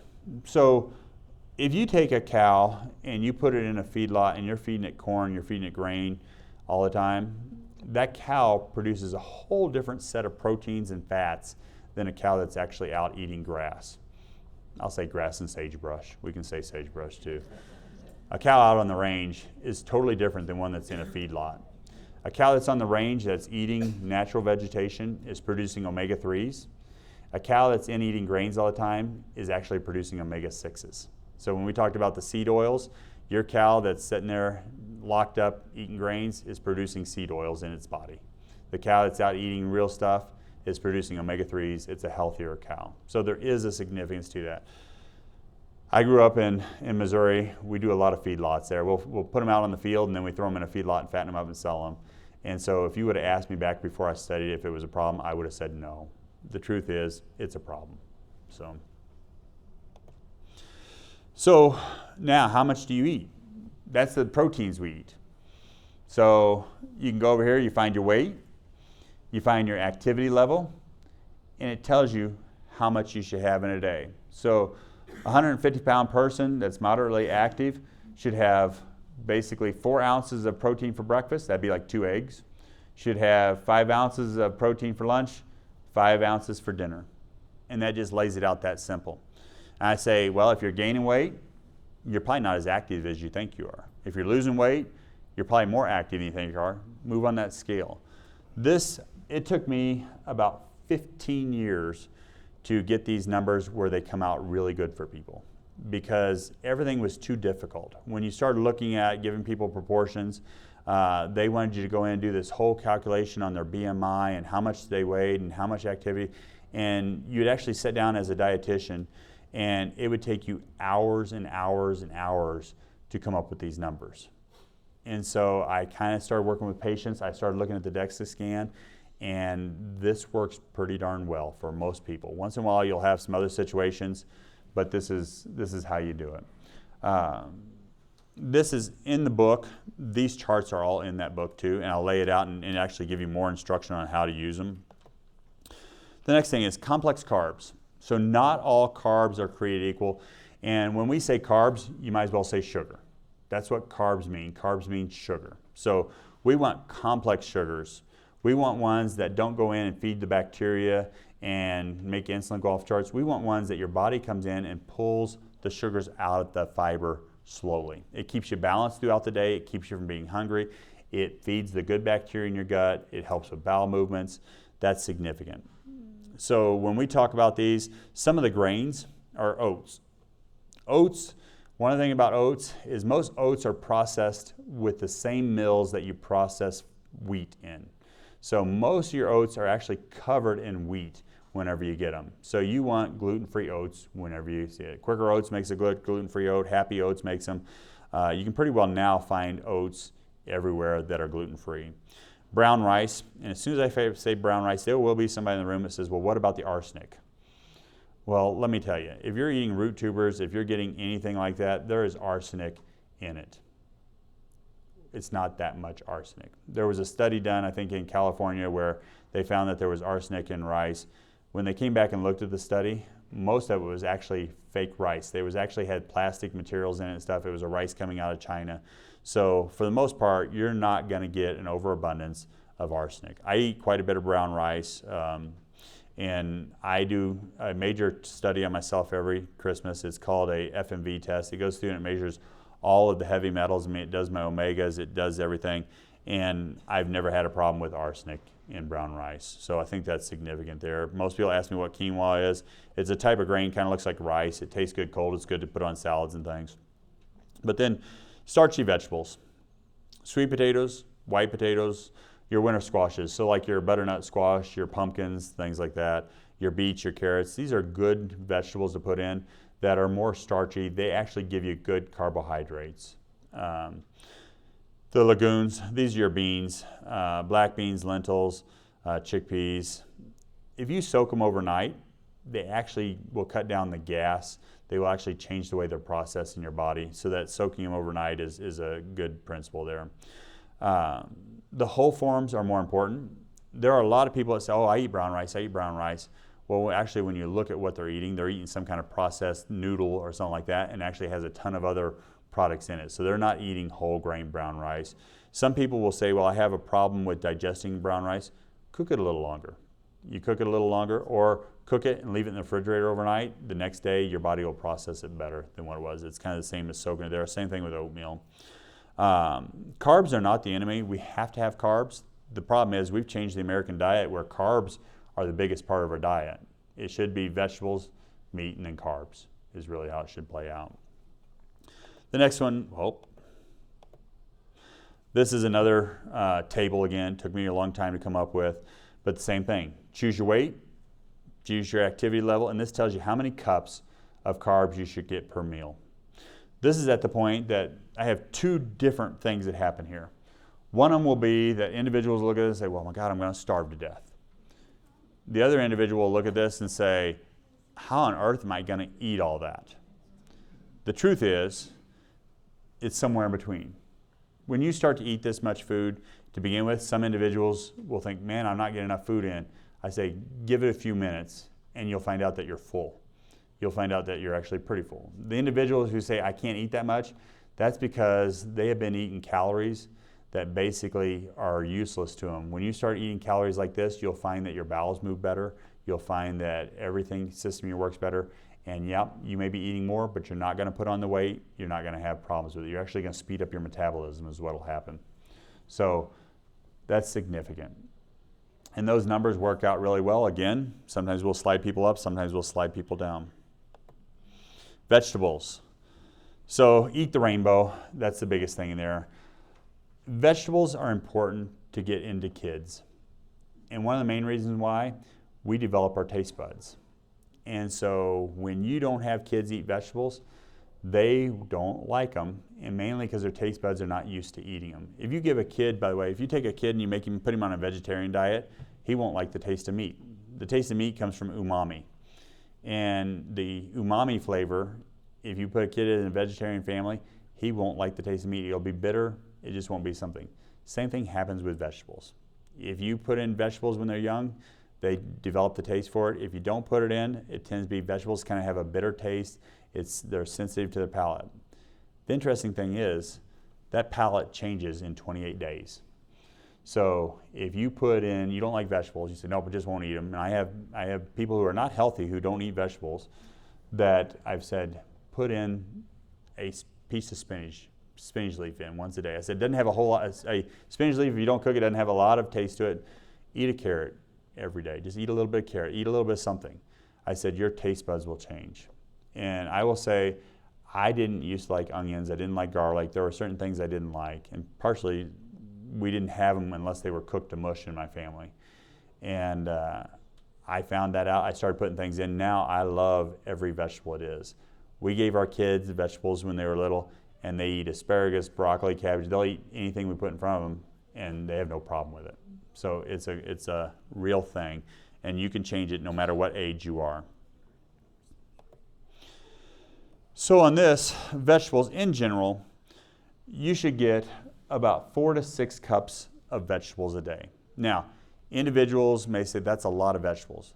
The truth is, that's before you cook them. You can get a bag of spinach, which is 6-8 cups of vegetables, and if you cook it, it's almost nothing. It's down to, a half a cup of vegetables. Same thing happens with most of your vegetables. So you throw it in, cook it down, it'll be a lot less. But that's the way we do it. So even putting in some spinach with different meals, putting in your vegetables, you'll find that should be a bigger part of your meal. I will say this, you can't go from eating no vegetables to a ton of vegetables overnight. You can't leave here today and say, I'm just going to bump up my vegetables. Your gut flora is not ready for it, and you'll have problems. I always think back, I used to have a 65-acre field out in front of my house. I'd watch the deer all the time in that field. And in the springtime, the clover would come up in that field, and it was like candy to those deer. The old deer were smart. When the spring came on, the old deer would go out and eat a little clover, and then they'd go back in the woods and they'd eat brush for a little bit. And they'd come out and eat a little clover. The young deer would come out and they would just pile it on, and they would eat a ton of clover. And about 3 or 4 days of that, and they'd have the runs. You just see it running down their legs, and it was a missy miss. The older deer didn't have that. What they learned is that their gut bacteria weren't ready to go to that greens like that. They did it slowly over time, and then later on in the summer, they'd be out in the clover field all day long eating and not having a problem, because they would lose that good gut bacteria over the winter time so that they could eat more woody material. And this summertime, they had gut bacteria, they could eat the greens. They knew to transition. That first year deer wouldn't do that. Well, we're the same way. We have to transition slowly. You can't go from no vegetables to 4 to 6 cups overnight. Healthy fruits. Berries are always the first choice. Berries have good fiber in it. Berries have good nutrients in it. They have good antioxidants in it. They clean out a lot of toxins out of us, so they're great. Apples, stone fruits. Stone fruits are like your peaches, plums, those kind of things. You don't want to eat them every day, but you know what? If you're eating them in season, they're not in season very long too. So that's one thing about it. What you want to be careful with is fruit juices. I can't tell you how many people will tell me that they eat fruit. And then when I come back and I actually dig down to it, I say, how much fruit do you eat? Well, I know, I drink it. I get my fruit juice. Fruit juice is almost solid sugar. In fact, a lot of your fruit juices have corn syrup in them to even make them sweeter. So be careful with juices. I even have a lot of people say, well, I get my 6 cups of vegetables every day. And when you come to find out they're juicing their vegetables, they're not actually getting the fiber, they're actually getting the vegetables. So make sure you're getting your fruits and vegetables as the real deal. Your healthy oils, your healthy fats, your extra virgin olive oil, really good for anything that's going to be cold, your vegetables, things like that. Anything that's going to be lightly sauteed, that works out good. For cooking, coconut oil is kind of the next step up. It can take a little more heat than olive oil can. Then your avocado oil can take up a little more heat. And then you start getting into your ghee, which is your milk fat. You get into your tallows. You get into your lard, and they can take a lot hotter temperatures and much healthier for you than the corn oils and canola oils and those. Fruit portions, basically, to just maintain for the average person, you want 2 to 3 cups of fruit a day. That's really 2 pieces of fruit. That's like an apple and orange, even a banana. Some people say, well, what bananas, I've heard they're good for me, they've heard bad for you. You know what? Bananas are good for you. They have a good fiber that have some inositol in it, which are good for your good healthy bacteria. What you don't want is go eat 6 bananas a day. That's a difference right there. Nut proportions. So nuts, again, I said they're healthy for your brain, healthy for your joints, and that. Too many nuts can fatten you up, but getting the right amount is absolutely perfect for you. That weight scale, again, took me a long time to come up with. If you take a handful of nuts and kind of just put it in your hand like that, that would actually be about the right amount of nuts, the right thing. If you weigh it out, you'll find out that however big your hand is we're usually proportioned on your weight, and that just little handful of nuts is it. If you're going over that, you're getting too many. Under that, you're not getting enough. Weigh them out the first couple times, see what you got there. Again, anything but peanuts works out well for you. Daily structure. So the proportions when I do this is based on your body size, based on your activity level. The part that is really hard to just figure out is how your metabolism is working. That's why I say go over here, find where you think your weight is, and then we can always shift it up or down across there. When you're eating, there are some things that play a significant role when you eat. If you put in the sugary carbs and everything first, you'll find out that you fill up really fast and you won't be able to eat the healthy stuff. Put in the vegetables first, then put in your proteins, then put in your carbs last. And so that's kind of a significance to it. If you're a person and you need to adjust this, the first thing is if you're more sedentary, lower the carbs. That's significant in there, and that's one of the things we'll do right off the bat. Lowering carbs to a point, though, that you leave out carbs, you will slow down your metabolism. Your brain will say, oh, we're hiding in the cave from the tiger, and we need to slow down the metabolism because we're not able to eat properly. So going too low on carbohydrates can actually become a problem. Balance those proportions. So if you say, hey, I'm going to lower my carbohydrates a little bit, you don't necessarily want to lower them all the way down and keep everything else high. That's why that sliding scale, if you lower down on that scale of activity, do it across the board. Don't just do it for carbs, do it for the proteins, do it for everything there. Come down that way. Athletes, a lot of times I will actually come back and draw a special plan for athletes. They are the exception to this rule when we're looking at my numbers. Athletes need a lot more calories. When I was in college, I went in my freshman year, I weighed about, same thing I do now, right at 200 pounds, and I was doing 10-hour-a-day practices. I got to January, and I was down to 155 pounds, and they sent me to the nutritionist. She gave me a great and wonderful plan. It had low carbs on it, had just the right amount of proteins on it, all these vegetables on it. 3 weeks later, I was down to 135 pounds. I'm almost 6'4". I was dying. My bones were hurting, everything was hurting. They sent me back to her, and she goes, oh my goodness. She goes, I should have gave you the athletic food chart. And she bumped me up to 10,000 calories a day, and I came back around. So athletes do need a little more carbs and a little more, they need a lot more carbs, a lot more things in there.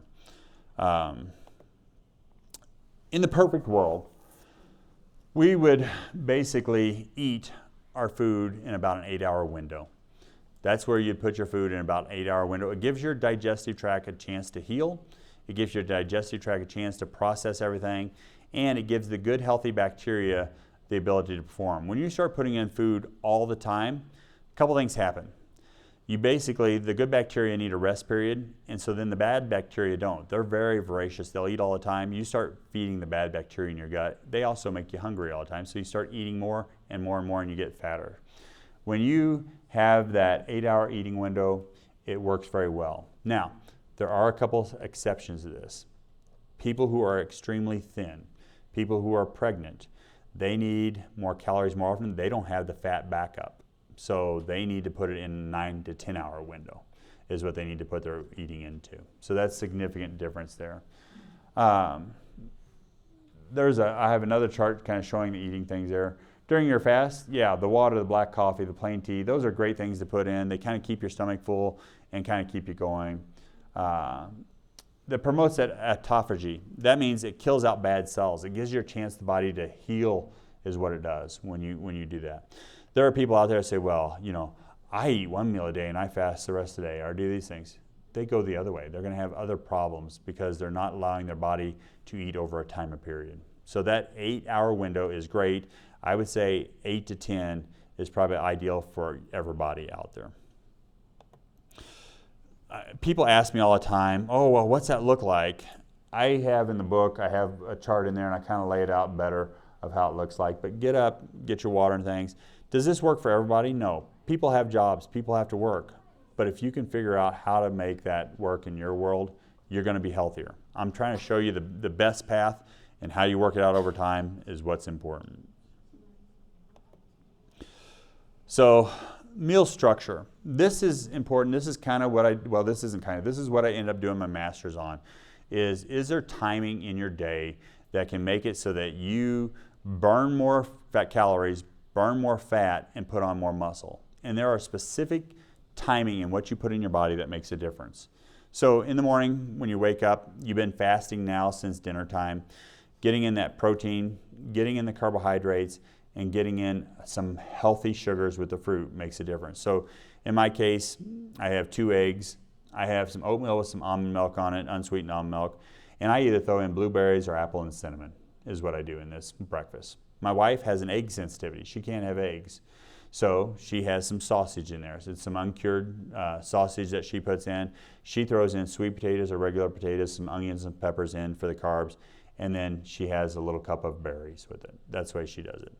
Mid-morning, if you throw in that little handful of nuts that we were talking about, it makes you burn 10% more fat and put on 10% more muscle. It speeds up your metabolism. Pretty significant, actually. Keeps you from carb craving, too, during that time period. You come back in at lunchtime, you get your protein, you get your carb, and you get your veggies. So last week I had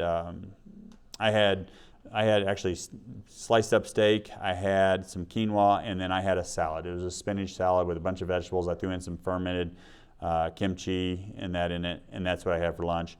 Afternoon, if you don't throw something in that mid-afternoon correctly, you sped up your metabolism in the morning time with those nuts, you'll actually find that your metabolism is still running really fast. You'll start either craving carbs, or your body will say, we can't run at this speed, and it'll actually shut down your metabolism. So if you come back in the afternoon and you get a little fruit, either berries, apple, banana, something like that, you throw that in that afternoon, you actually kind of slow up the metabolism enough that you don't stop it all the way, is what you do. So you kind of put on the gas pedal in the morning time, and you put on that brakes a little bit in the afternoon. Makes a big difference. And then evening time, you come back in, and you have your protein, you have your carb, and you have your veggie. So, you know, I'll have salmon at night with sweet potatoes, and I'll probably have asparagus is what it'll be. A lot of people say, well, I don't have time to eat this way. The truth is, it doesn't take hardly any more time to eat this way than it does other ways. That evening time, that salmon's in the freezer. I will actually take it out of the freezer. I'll basically put it in a pan, salt, pepper. I'll probably put a little lime juice on it. I'll throw it in there for about 20 minutes. And in the meantime, I'll take the sweet potatoes and actually have them. I get the frozen sweet potatoes from Walmart is what I do tonight. Usually I get fresh sweet potatoes. I'll basically put them in the microwave, put a little cinnamon on it, and that's how it'll be done. And then asparagus, we'll just fry it up in the pan with some olive oil. So it's quick, it's easy. We do meal prep on Sunday afternoon. So all of our lunch is basically done. We put them in little glass containers, and I make them for the kids, make them for the wife, make them for myself, and that's where our lunches are done. It's easy. If I know I'm not going to be anywhere where I can heat it up in the microwave, I make a cold meal like I did this week. My meal was a cold salad, basically, with all those parts in it. Our brown rice, we cook it up in Sunday in a big pot. It's done for the rest of the week. Usually I do sweet potatoes the same way. I'll take sweet potatoes and I take a casserole dish or whatever. I'll put aluminum foil in it.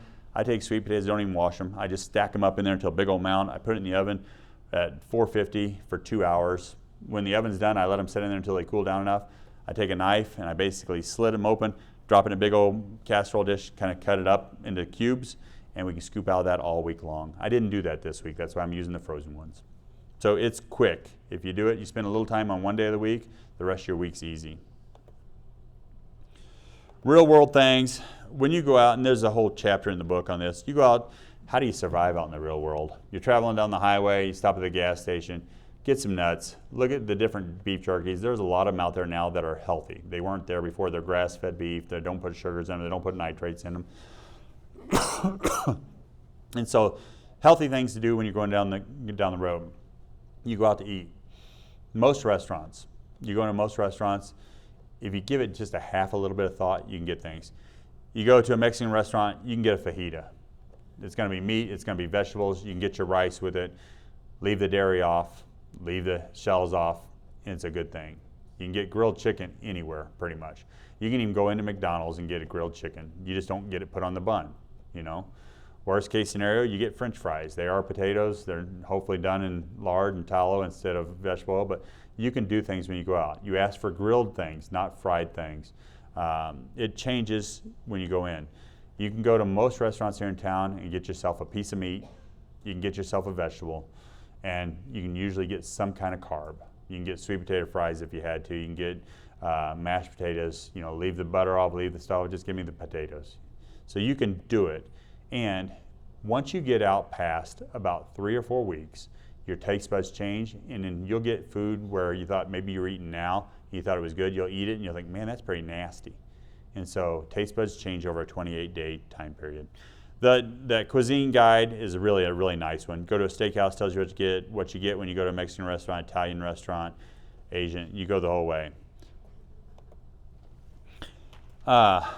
Emergencies, this is where I was talking about going down the road. Gas stations, your nuts, your beef jerky, your fruit, your water. Most gas stations, most people would never know it in your life, but they usually have fresh fruit there. Apples, bananas, and oranges there when you go in. So I'd say 90% of them, you'd always get a banana. So that's significant there. Fast food joints, a little tougher on fast food, but let's say even a McDonald's. You're going down the road. By the way, I hate McDonald's. We'll have to take that out when you thank you. You can still go in and get hamburger patties, and you can get a chicken breast, and you can get fries. Is it the best option?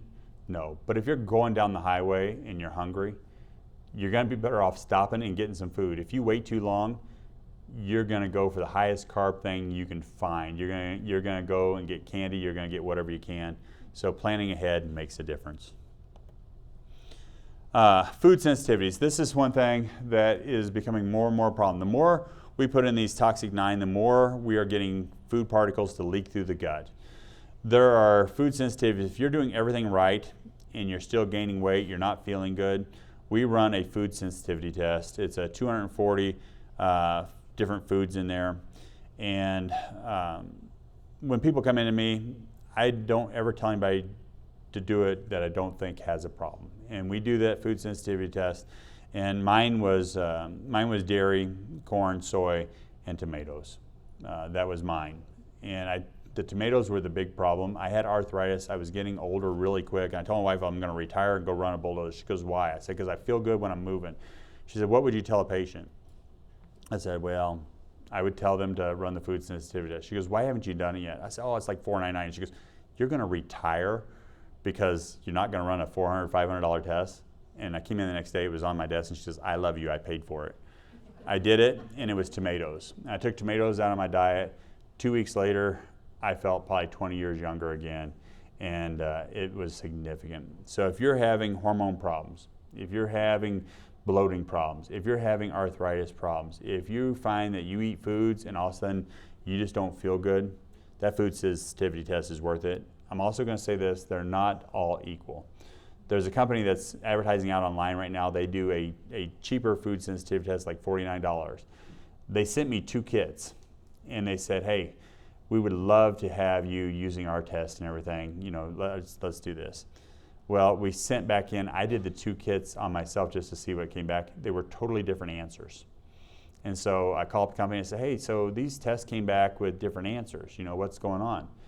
And they said, well, you know, sometimes that happens. I said, well, which one would I use? How would I know? Oh, it doesn't matter. Well, if you're going to tell me to take foods out of my diet or to have a patient take foods out of diet, it matters. So then I went out to all the companies I could find out there and said, can you send me 2 kits? I'm interested in using your company. And I ran them all out there, and there were 2 that came back that were really good. US Biotech came back perfect, spot on, both of them, and so did Cyrex, and both of them did good. So we use US Biotech, but that's significant if you're having food problems. There is a difference between a food sensitivity and a food allergy. You know it if you have a food allergy. You put it in your mouth, your tongue swells up, you get a rash, you have a hard time breathing. Those are pretty easy to find. Unfortunately, the medical world only sees a food allergy as a problem. A food sensitivity is more of a gut problem, more of a skin problem. If you have psoriasis, if you have any kind of skin rash or anything that comes on later on and you don't know why it's there, it's almost always a food sensitivity. If you get this really bad gas and bloating maybe a day after you ate last night at somewhere, you went Thanksgiving, ate, and also the next day you're swelled up like you're 9 months pregnant, it's almost going to be a food sensitivity every time. Taking out the toxic 9, by the way, helps reduce that because you're healing your gut, and those food sensitivities go down that way. Psychology of it. Like I said, your taste buds change in 28 days, so food tastes better, but there's other issues in there. A lot of individuals think that this is being done over, you're doing a diet and, hey, I'm going to just do this for a moment or two. This isn't a diet. This is a lifestyle change. I think one of the things that patients and family members figure out is whenever you see this as food is fuel instead of food is what I'm doing for entertainment, it's a whole nother ball game. When you can say, I'm putting this in because I want to be healthy, I'm putting this in because I want to change my life, and you're going to do it as a long haul, as a lifestyle, that's different. When you say you're going to do it as a diet, what you just said is I'm going to do this for a short time period and I'm going to quit.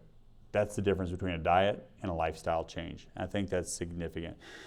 I think also that bottom one down there, so each one of these, top one, temporary, you're seeing it as punishment, I'm just going to suffer through. When you see it as a lifestyle change and it's what I'm meant to eat, I'm doing it to be healthy, that's a different thing. The mind shift of food is entertainment and this is what my grandma fed me and this is what I remember, to, hey, I want to be healthy, I want to do this with a purpose. And then number 3, a lot of people will look at that first toxic 9 and that's what they're going to see when they walk out of here. My whole purpose for doing the toxic 9 and telling you about it was so you know why. Why are they bad? The part I wanted you to see is that last part of what you can eat, what's healthy for you. So if you go from saying, oh, I can't eat this, I can't eat that, to saying, wow, I got every protein choice out there. Wow, I got all these carb choices. Wow, I got all these vegetable choices. Let's see how we can mix it up. Let's see what we can do. That's what you want to do.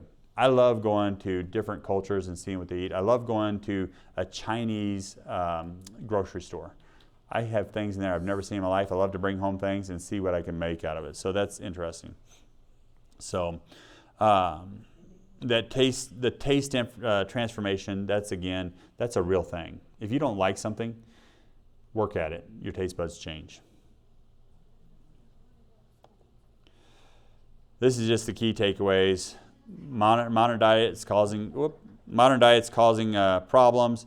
Eliminate those toxic 9 to heal your body. That mitochondrial immune lymphatic axis, is really what's controlling your whole immune system, controlling your health in there, and it's significant to how you eat. Whole foods are abundant, they're not restricted. If you're eating the same whole food every day, you got a problem because it's unlimited of the spices, the herbs, the combinations and things you can do. Structure those portions, the timing, the fasting, that's significant too. A lot of people ignore that part because I kind of go through it kind of fast, but it seems simple to me. Try to put your food in that 8-hour window and you got it figured out. The blue zones prove that this works. Strategy beats willpower. You're going down the highway and you say, well, I got 6 hours until I get to where I'm going. I'll just eat there. I guarantee you when you get there, you're going to eat the cupboard doors off. Plan ahead of time. Take the nuts with you, take a piece of fruit with you, figure it out. Plan ahead of time makes a big difference. Your taste buds change. If you don't like these things, well, they'll change. Work at it. And here's my big sales pitch. I wrote a book. It's pretty good. There's some typos in it. I just finished up 3rd edition. I got rid of all the typos. Some of those came out actually from the editing process, so they shouldn't have been there and they got put back in. So we fixed that. They're in this book. I apologize, but find them. You can always point it out and say, yep, Dr. Thoma messed up. He had the number wrong there. If I can help you, come see me at the clinic. I'll do my best to do everything I can for you.